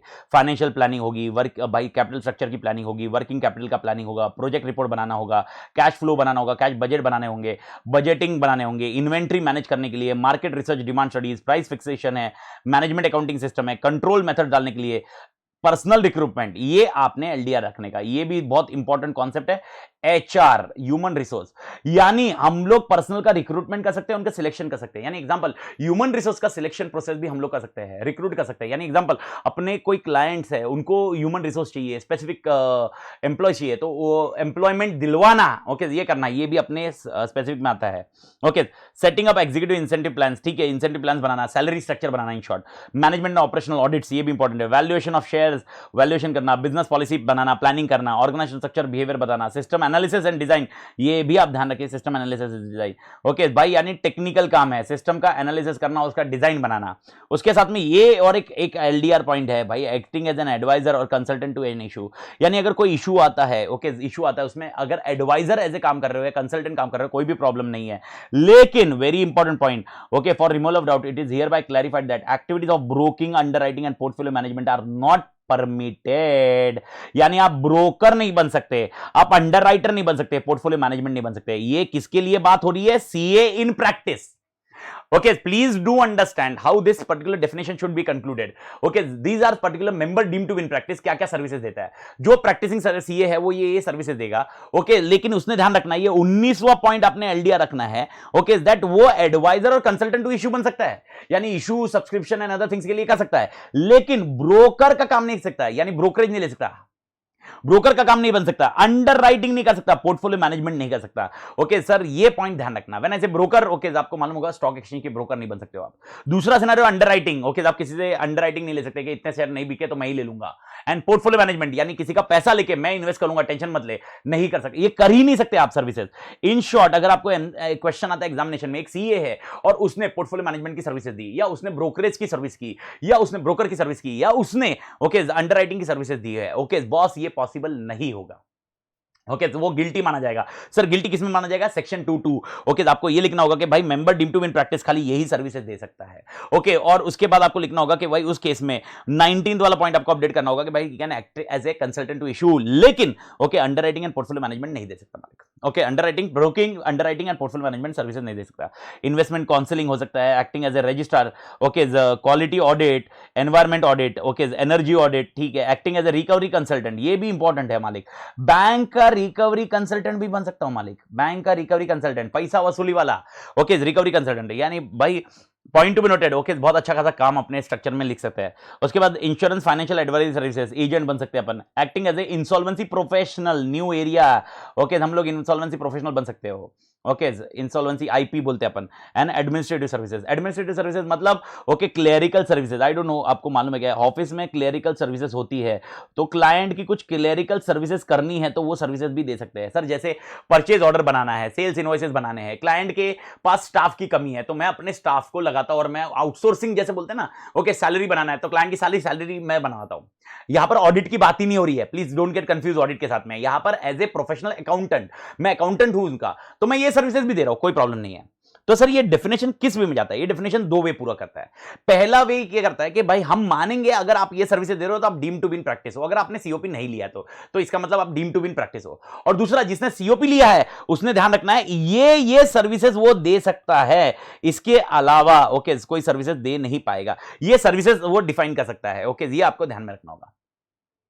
तो sir when we are discussing can he become a liquidator or trustee, answer is yes unless until it is not on salary basis, salary basis पे नहीं बनना चाहिए। लिक्विडेटर बन सकता है, ट्रस्टी बन सकता है, लेकिन उसको उसके लिए प्रोफेशनल रेम्यूनरेशन मिलना चाहिए, बस दैट्स इट। ये कॉन्सेप्ट आपको डिफाइन किया हुआ है, ये खत्म हो गया स्टोरी। तो इसमें से जो मैंने हाईलाइट किया है ये आपने ऐप के एंड पे हाईलाइट कर लेना चाहिए। ओके भाई देखो एचआर का सिलेक्शन कर सकता है, ओके एडवाइजर बन सकता है, लेकिन पोर्टफोलियो मैनेजमेंट, ब्रोकर या अंडरराइटर नहीं बन सकता। ओके रिकवरी कंसल्टेंट बन सकता है एंड इंसॉल्वेंसी प्रोफेशनल बन सकता है। बाकी सब तो मोटा मोटी अपने इर्द गिर्द है रे, अपने एफएम में या किधर पढ़ोगे कॉस्टिंग में वहां पर वो वर्डिंग्स मिल जाएगी, या ऑडिट में पढ़ोगे तो वर्डिंग्स मिल जाएगी, लेकिन ये बाकी जो पिंक वाली है ये अपने को अच्छे से ध्यान रखनी है। तो मेरे ख्याल से ये पॉइंट क्लियर है मालिक। तो यहां पर हो गया member deem to win practice. Okay तो यहां पर आपका ये पॉइंट पोर्शन खत्म होता है। तो ये हो गया। तो यहां पर याद रखना मैनेजमेंट कंसल्टिंग सर्विसेज में मैं आपको यहां पर सर्टेन चारों पॉइंट लिख देता हूं। ओके सबसे पहला पॉइंट एचआर का रिक्रूटमेंट, दूसरा पॉइंट एडवाइजर बन सकता है, लेकिन broker, underwriter and portfolio management नहीं कर सकता। ओके ये याद रखो। उसके बाद रिकवरी एजेंट बन सकता है, रिकवरी एजेंट बन सकता है, और उसके साथ सबसे इंपॉर्टेंट और एक एलिमेंट है and that is called IP, insolvency professional, ये बन सकता है। ओके सो नेवरलेस यहां तक कहानी खत्म हो जाती है। इसके बाद शेड्यूल्स चालू करते हैं, बट शेड्यूल्स के पहले एक ब्रांच ऑफिस का कॉन्सेप्ट मैंने अलग से रखा है, जो जिसके लिए नीचे नोट्स नहीं बनाया। Now please do understand what is the concept of branch office. Branch office के कॉन्सेप्ट में ओके ये सेक्शन 27 में जाएगा, सेक्शन 27 में जाएगा। ब्रांच ऑफिस के कॉन्सेप्ट में दो चीजें कवर करेंगे। ओके सबसे पहला हिली एरियाज और दूसरा अदर्स। अब कंसेप्ट क्या है ये दिमाग में फटाफट बिठा लीजिए। अगर मैं एक प्रैक्टिसिंग सीए हूं, ओके मेरा एक ऑफिस है, don't you think I can also have a branch office? Okay answer is yes. तो इंस्टीट्यूट कहती है अगर आपका कोई ब्रांच ऑफिस है या आपका ब्रांच है तो आपको ब्रांच को सेपरेट इंचार्ज बनाना पड़ेगा। किसी को सेपरेट इंचार्ज, ब्रांच का सेपरेट इंचार्ज बनाना जरूरी है, और जो सेपरेट इंचार्ज होगा वो सीए इन प्रैक्टिस होना चाहिए। आइदर वो आपका एम्प्लॉय होना चाहिए या आपका पार्टनर होना चाहिए। समझना शुरू करो। सेपरेट ब्रांच, अगर आप सेपरेट ब्रांच निकालते हो, आप सेपरेट ब्रांच निकालते हो, तो आपका सेपरेट ब्रांच का कोई अलग से इंचार्ज होना जरूरी है, और वो इंचार्ज या तो आपका सीए, कोई सीए इन प्रैक्टिस होना चाहिए, और वो आपका या तो एम्प्लॉय होना चाहिए नहीं तो पार्टनर होना चाहिए। इधर आपका एम्प्लॉय नहीं तो partner. This is how the concept of separate branch, branch का इंपैक्ट आता है मालिक। तो यहां पर ठीक है मालिक, ये तो कॉन्सेप्ट क्लियर है, लेकिन अभी यानी एग्जांपल मैं प्रोप्राइटर हूं और मुझे कोई सेपरेट ब्रांच बनानी है, ओके, यानी मुंबई में हमें ब्रांच बनाना है, मेरे को किधर दूसरी जगह ब्रांच बनानी है, तो मुझे इंश्योर करना है कि वो ब्रांच की देख रेख कोई सीए इन प्रैक्टिस करे, और वो सीए इन प्रैक्टिस या तो मेरा एम्प्लॉय होना चाहिए नहीं तो मेरा पार्टनर होना चाहिए। यानी मेरे को कहीं ना कहीं ये ध्यान रखना होगा भाई, it is very very big impact. लेकिन ओके, इंस्टीट्यूट ने इसमें एग्जम्पशन दिया हुआ है। एग्जम्पशन क्या दिया हुआ है? एक तो हिली एरिया के एग्जम्पशन है और एक है others. Hilly area, okay, best example of hilly area Kedarnath जैसी जगह। अब केदारनाथ में अपना सीए का ऑफिस नहीं रहेगा, लेकिन केदारनाथ, देहरादून, ये साइड में, वो साइड में अगर आप देखोगे तो वहां पर है ना, ओके, साल के 3 महीने या 2 महीने ऐसे होते हैं जहां पर ठंड बहुत ज्यादा गिरती है और बर्फ जैसा होता है, तो वहां पर अपना सारा काम रुक के वो नीचे वाले लोग नीचे वाले गांव की तरफ शिफ्ट होते हैं। जो हिली एरिया में रहते हैं वो नीचे वाले गांव की तरफ शिफ्ट होते हैं विंटर के टाइम पे। विंटर्स के टाइम पे बाकी तो प्रॉब्लम नहीं है, समर के टाइम पे तो बर्फ पिघल जाती है मालिक, लेकिन विंटर्स के टाइम पे तो प्रॉब्लम ये है। तो in that case, okay, hilly area में ये लोग क्या बोलते हैं? ओके, सबसे पहला पॉइंट, आप टेम्पररी ऑफिस खोल सकते हो। कौन सा office? Temporary office. Temporary office देख लीजिए, टेम्पररी ऑफिस खोल सकते हो in city of plain. In city of plain, city of plain मतलब हिल से नीचे, plain, for not more than 3 months, not less than 3 months. 3 months के लिए खोल सकते हो, ठीक है मालिक, ओके, यानी 3 महीने से कम खोल सकते हो, कोई प्रॉब्लम नहीं है। दूसरा, ओके, रेगुलर ऑफिस बंद नहीं होना चाहिए। रेगुलर ऑफिस बंद नहीं होना चाहिए। रेगुलर ऑफिस बंद नहीं होना चाहिए। मां कसम, इसका इंटरप्रिटेशन समझो। इसमें बहुत बारे स्टूडेंट ये बोलते हैं रेगुलर ऑफिस बंद नहीं होना चाहिए, इसका मतलब सर आपने तो बोला बर्फ है, बर्फ है तो अपन बंद करके निकलेंगे। बंद करके निकलेंगे, ठीक है, बंद करके निकलेंगे, बर्फ है तो उधर कोई रहने नहीं वाला है, बंद करके निकलने वाले, लेकिन वो छोड़ना नहीं चाहिए ऑफिस। आपका रेगुलर ऑफिस वही रहेगा, वो छोड़ना नहीं चाहिए। वो छोड़ दिया और आपने नीचे आया तो it is not a branch. Are you getting the point? It is a separate office all together. तो आपने वो छोड़ना नहीं चाहिए, यानी ऊपर का ऑफिस है ही आपका और आप नीचे आ रहे हो, यानी और एक ब्रांच है, ओके, ये कॉन्टेक्स्ट है, तो आपको सेपरेट इंचार्ज करने की जरूरत नहीं है। अगर हिली एरिया में आप इस तरह से करो, या देखो हिली एरिया में क्या होगा, आपका मेन ऑफिस हिल पे रहेगा और ब्रांच आप नीचे खोलोगे, और ब्रांच आप कितने दिन तक खोल सकते हो? 3 महीने तक। लेकिन कब करोगे? इन विंटर के टाइम पे, ओके। दूसरी कंडीशन ये बोल रहे हो, वो ऑफिस बंद नहीं होना चाहिए। बंद नहीं होना चाहिए मतलब लॉक के कॉन्टेक्स्ट में मत सोचो, मतलब अपन छोड़ने नहीं चाहिए, ओके, ठीक है मालिक। तीसरा scenario, okay, name board, okay, temporary office में, टेम्पररी ऑफिस में नेम बोर्ड नहीं आना चाहिए, मां कसम। ओके, ये नेम बोर्ड नहीं आना चाहिए आपके कोई भी लेटर हेड में, टेम्पररी ऑफिस का लेटर हेड में, टेम्पररी ऑफिस का कोई एड्रेस नहीं आना चाहिए। टेम्पररी ऑफिस का एड्रेस नहीं आना चाहिए। एंड मोस्ट इंपॉर्टेंट, आईसीआई को अपने इन्फॉर्म करना चाहिए। अगर ये 5 कंडीशन फुलफिल करते हो तो आप ऑफिस प्लेन में खोल रहे हो उसको सेपरेट इंचार्ज करने की जरूरत नहीं है। आप जो ऑफिस प्लेन में खोल रहे हो उसमें सेपरेट इंचार्ज करने की जरूरत नहीं है, सेपरेट इंचार्ज अपॉइंट करने की जरूरत नहीं है। This is called concept of hilly areas. मेरे ख्याल से मालिक clear? What is this? This is an exemption. This is an exemption. We are discussing about exemption. We are discussing about exemption. Exemption, we are discussing about exemption. यानी अगर hilly areas में आपका office है तो आपको exemption है। Sir exemption किसमें? Branch में सेपरेट इंचार्ज रखने की जरूरत नहीं होगी। तो हिली एरिया का केस तो समझ गया। अब दूसरा अदर्स। अदर्स मतलब क्या? Other than hilly area. Sir हम लोग तो अगर आपका ऑफिस सेम प्रीमाइस में है, same premise, second office, second office अगर सेम प्रीमाइस में है तो जरूरत नहीं है सेपरेट इंचार्ज की। या सेम सिटी में है, सेम सिटी में है, ओके, तो आपको जरूरत नहीं है। सेम सिटी में है तो भी आपको जरूरत नहीं है। देखो इंस्टीट्यूट क्या चाहती है, ब्रांच आप ऐसे खोलते बैठोगे तो प्रॉब्लम ये होगा कि मतलब यार वो ब्रांच पे कोई विजिट करेगा, there will be no responsible person to handle the things, और इसकी वजह से इंस्टीट्यूट पे डिस्ट्रीब्यूट आएगा। तो वो चाहते हैं कि भाई यार तुम उधर डेली अप डाउन कर सकते हो क्या? तो अगर सेम सिटी में है तो डेली अप डाउन हो सकता है, ओके। या ये लोग बोलते हैं the second office is a located with in, okay, या तीसरा, the second office is located within 50 kilometers from municipal limit of city in which first office is there, in which first office is located। कुछ समझ में आया मालिक? Office located, okay,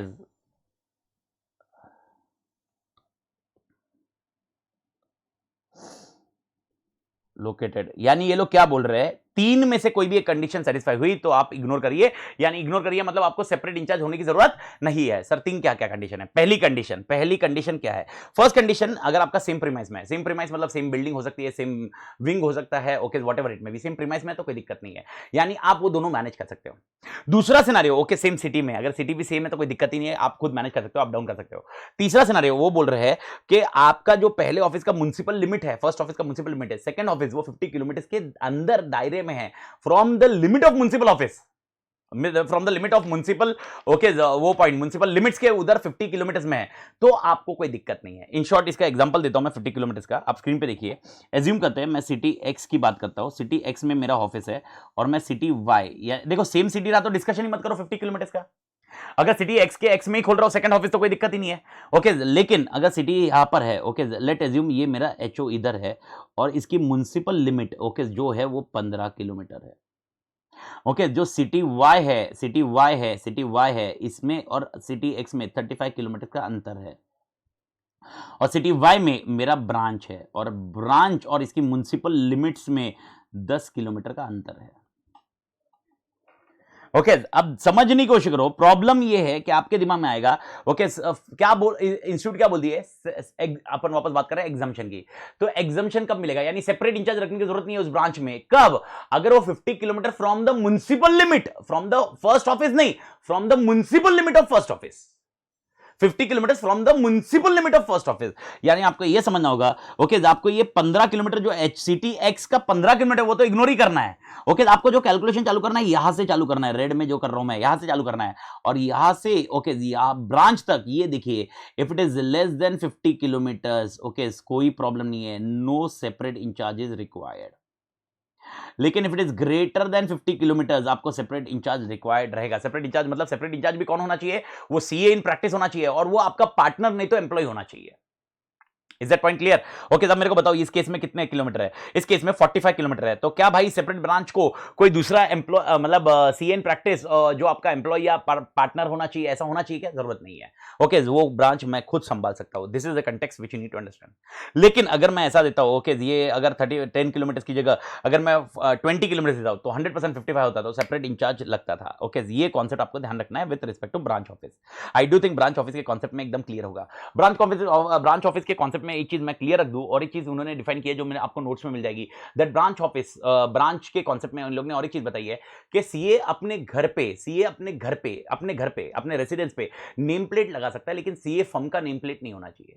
अपने घर पे वो सीए अमित तातेड़ लगा सकता है, लेकिन ATN company chartered accountant firm वो नहीं लगा सकता, क्योंकि जैसे ही उसने वो नेम प्लेट फर्म की लगा ली इसका मतलब वो ऑफिस वाला प्लेस हो जाएगा। इसीलिए तो ऐसा हो सकता है, आप समझिए इसको प्रैक्टिकली समझिए, ऐसा हो सकता है कोई घर में ही ऑफिस लगा रहा है तो फिर वो सीए फर्म की नेम प्लेट लगाएगा क्योंकि घर में ही ऑफिस है, ओके। लेकिन अगर आपका घर अलग है और ऑफिस अलग है तो आप घर में फर्म के नेम प्लेट नहीं लगा सकते हो, आपके नाम की नेम प्लेट रह सकती है, and that is CA Amit Tated, चलेगा सीए लगाओ ना कोई प्रॉब्लम नहीं है, लेकिन फर्म का नाम नहीं होना चाहिए। ये डिस्कशन किया हुआ है, and this is what a concept of branch office, and I do think branch concept सबको समझ में आया होगा।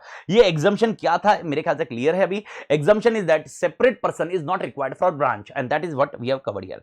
तो we have covered principles, we have covered membership, we have covered branch office. Everybody clear? Okay और इसके बाद और ये अगर मैं देखूं तो ये ब्रांच ऑफिस का आपका 4.4 है, ओके जो मैंने कवर कर लिया है, तो ये आप रीड मार सकते हो, लेकिन नेवरदलेस मतलब इसमें कोई प्रॉब्लम नहीं है। ये है हिली एरियाज, ओके और ये है अदर्स, ओके जो जिसके अंदर आपको मैंने बताया क्या सीन है। इसके अलावा 4.5 है, या आप रीड कर लेना, इसमें मैं ज्यादा मगजमारी नहीं करूंगा, रीजन सिंपल है क्योंकि ये रटने का पॉइंट है। KYC norms for CN practice, अगर आप सीएन प्रैक्टिस है तो आपको केवाईसी नॉर्म दिया है, अगर आपका क्लाइंट इंडिविजुअल है तो उनकी क्या इंफॉर्मेशन गैदर करनी है, अगर आपका क्लाइंट कॉर्पोरेट है तो क्या क्या इंफॉर्मेशन आपके पास होनी चाहिए, और अगर क्लाइंट आपका नॉन कॉर्पोरेट है तो क्या क्या चाहिए, ओके इन शॉर्ट आपकी जनरल इंफॉर्मेशन जैसे नाम क्या है, पैन नंबर क्या है, आधार कार्ड नंबर क्या है, बिजनेस क्या है, लेटेस्ट ऑडिटेड फाइनेंशियल स्टेटमेंट की डिटेल चाहिए, और टाइप ऑफ एंगेजमेंट क्या है। ये डिस्कशन आपका ओके मतलब इंडिविजुअल पर्सन के लिए होगा।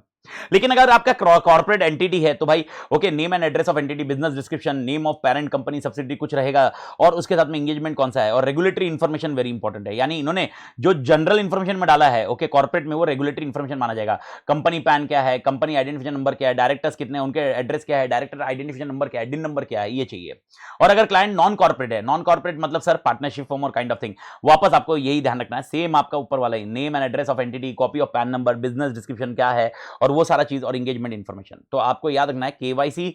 Okay, norms for CA in practice, 3 तरह के केवाईसी आपको लेने हैं। एक है फॉर इंडिविजुअल और proprietor, for corporate and for non corporate. उनके केवाईसी अलग अलग रहेंगे, लेकिन मोटा मोटी आप देखोगे तो सिनारे सेम है। ओके, जस्ट ये आपने रीड मार के रट लेना चाहिए मालिक। इसके बाद आपको शेड्यूल्स टू द एक्ट है, जो अपन नेक्स्ट लेक्चर में डिस्कस करेंगे, लेकिन मैं यहां पर बता दूं। ओके, मैं आपको स्ट्रक्चर रेडी करके देता हूं। टाइप्स ऑफ शेड्यूल, आपके 2 टाइप्स ऑफ शेड्यूल है, एक है फर्स्ट शेड्यूल और सेकंड शेड्यूल है। फर्स्ट शेड्यूल में पार्ट 1, पार्ट 2, पार्ट 3, पार्ट 4 रहेंगे। सेकंड शेड्यूल में पार्ट 1, पार्ट 2, पार्ट 3 रहेगा। Part 1 professional misconduct in relation to a chartered accountant in practice.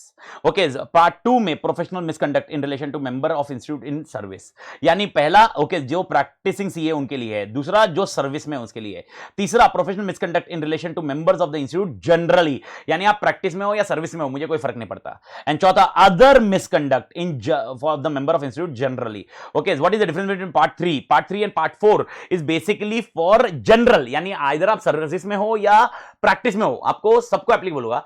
Part 3 और पार्ट 4 में एक प्रोफेशनल मिसकंडक्ट होगा और एक होगा अदर मिसकंडक्ट। दोनों में फर्क क्या होता है? प्रोफेशनल मिसकंडक्ट मतलब काम में दिक्कत है कि काम में मिसकंडक्ट किया। अदर मिसकंडक्ट मतलब nothing to do with professional, personal life के मिसकंडक्ट भी यहां पर माने जाते हैं। यानी अगर आपकी वजह से डिसरिप्यूट आ रहा है इंस्टीट्यूट पे, तो बहुत बड़ा इंपैक्ट है। ओके, भले वो आपने पर्सनल लाइफ में किया होगा, लेकिन उसकी वजह से डिसरिप्यूट इंस्टीट्यूट पे आएगा, तो भाई इंस्टीट्यूट इसको ओके सख्ती से लेगी। ये पॉइंट आप ध्यान रखिए।